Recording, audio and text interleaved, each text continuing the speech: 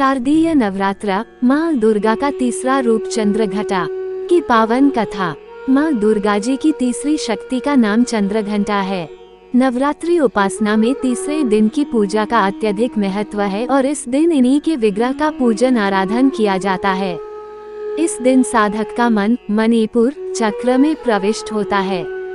देवी का ये स्वरूप परम शांतिदायक और कल्याणकारी है। इसलिए कहा जाता है कि हमें निरंतर उनके पवित्र विग्रह को ध्यान में रखकर साधना करना चाहिए। उनका ध्यान हमारे इहलोक और परलोक दोनों के लिए कल्याणकारी और सद्गति देने वाला है। इस देवी के मस्तक पर घंटे के आकार का आधा चंद्र है, इसलिए इस देवी को चंद्र घंटा कहा गया है।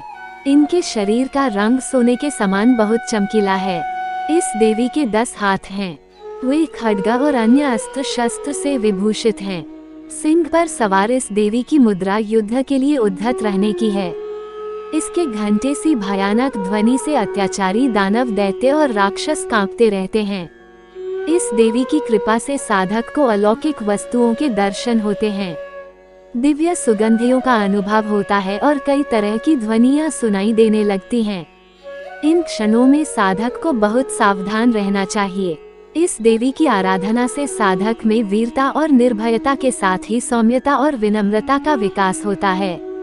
इसलिए हमें चाहिए कि मन, वचन और कर्म के साथ ही काया को विहित विधि विधान के अनुसार परिशुद्ध पवित्र करके चंद्रघंटा के शरणागत होकर उनकी उपासना आराधना करना चाहिए।